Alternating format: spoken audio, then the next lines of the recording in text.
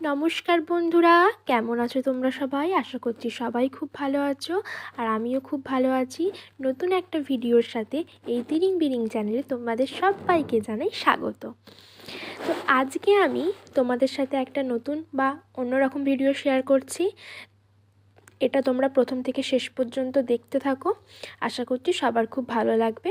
আর যদি ভালো লেগে থাকে তাহলে কিন্তু একটা লাইক আর শেয়ার করে দিও। তো আজকে আমি চলে এসেছি আমাদের হুগলি জেলার বলরামপুর গ্রামে অবস্থিত লোকনাথ ধামে। এটার টাইম সকালবেলা যেরকম 7টা থেকে 12টা পর্যন্ত খোলা থাকে, আর বিকেলে 4টে থেকে 8টা। তোমরা যারা আসতে চাও অবশ্যই একবার এসে ঘুরে যাও, খুবই ভালো জায়গা। তো প্রথমেই আমি গেট দিয়ে ঢুকলাম। ঢোকার পরে এই সাইডে গাড়ি পার্কিংয়ের জায়গা আছে, 4 চাকা 2 চাকা যাই বলো না কেন সেখানে তোমরা গাড়ি রাখতে পারবে। কোনো রকম কিন্তু ভাড়া লাগবে না, বিনামূল্যে তোমরা গাড়ি সুরক্ষিতভাবে ভেতরেই রাখতে পারবে। এই হচ্ছে মন্দিরের সোজাভাবে এসে এই হচ্ছে আমাদের এখানে একটা তুলসী মঞ্চ আছে, এই হচ্ছে আমাদের লোকনাথ ধাম।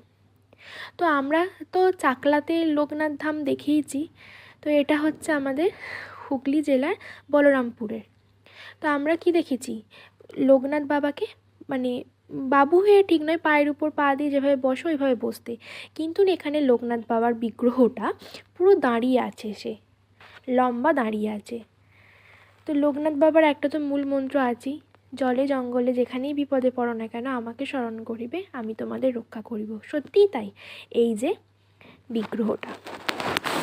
আর আমরা যেহেতু বিকালবেলার দিকে গিয়েছিলাম, তো বিকালবেলা কিছু ভক্তরা যারা আশপাশি বাড়ি বা অনেক সব নয় মানে কিছুজন এসেওছে সেই সময়টা, যারা দূর থেকে আসে আমাদের মতনই তো এসেছে।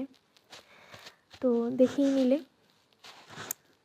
এটা হচ্ছে একটা তুলসী মঞ্চ। তুলসী মঞ্চকের সামনেই হচ্ছে একদম লোকনাথ বাবার বিগ্রহটা। তো চারিদিকটা পুরো সবুজে ঘেরা, গাছপালায় প্রচুর গাছ আছে, প্রচুর অসংখ্য গাছ আছে। বেশ দেখতেও ভালো লাগছে, সবুজ পরিবেশ কার না ভালো লাগে। এবং কিন্তু খুব পরিষ্কার পরিচ্ছন্ন, এক ফোঁটা কিন্তু নোংরা নেই। এটা কি বাহারি কলা গাছ না কি আমি জানি না, দেখে তো মনে হচ্ছে বাহারি। আর এটা হচ্ছে একটা শিব মন্দির। তো শিব মন্দিরটা এই যে সিঁড়ি দিয়ে উঠছি, দেখে নাও। হারা হারা মহাদেব। তো এখানে কিন্তু ভোগ প্রসাদেরও ব্যবস্থা আছে, এবং কেউ এলে অনুষ্ঠানের সময় কেউ যদি এসে থাকতে চাও, এটা কিন্তু তোমরা কিন্তু থাকতেও পারবে এখানে, সেই ব্যবস্থাও কিন্তু করা আছে। এই যে শিবের মূর্তি।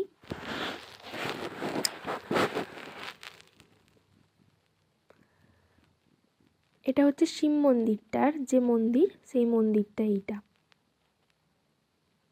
দর্শনার্থীরা যেটুকু আছে তারা সবাই ঘুরে ঘুরে দেখছে। জায়গাটা কিন্তু মোটামুটি ভালোই বড়, একদম ছোট্টও নয় আবার খুব বিহাত বড়ও নয়, মোটামুটি ভালোই বড় আছে। এই যে এইটা হচ্ছে গেস্ট মানে হাউস টাইপের বলতে পারো, মানে লোকজনরা এলে এইখানে তোমাদের থাকার ব্যবস্থা আছে। আর এই বাচ্চা ছেলেটা দেখো না, ভিডিও করছি বলে কীরকম সাইকেল নিয়ে পাক কাটছে, যেহেতু এখন ফাঁকা। আর এই যে চারিদিকে শুধু গাছ দেখতে পাবে, গাছ রকমারি গাছ, এক ফোঁটা কিন্তু নোংরা নেই, প্রচুর পরিষ্কার। তোমরা এসে বিকালবেলার দিকে একবার করে এসেও ঘুরে যেতে পারো। দেখো কাঁঠাল হয়েছে, মানে কাঁঠাল নয় সরি, এঁচোড়, গাছে এঁচোড় ধরেছে।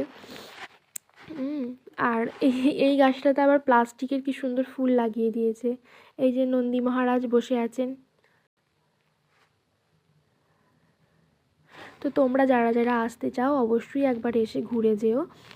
আর ভিডিওটা কেমন লাগলো সেটাও কিন্তু আমাকে কমেন্ট করে জানিও। এটা কি ফুল বলো তো, তোমরা কে কে জানো বলো? আমি তো জানি মোরগ ঝুঁটি, তোমরা কে কি জানো বলো তো আমাকে।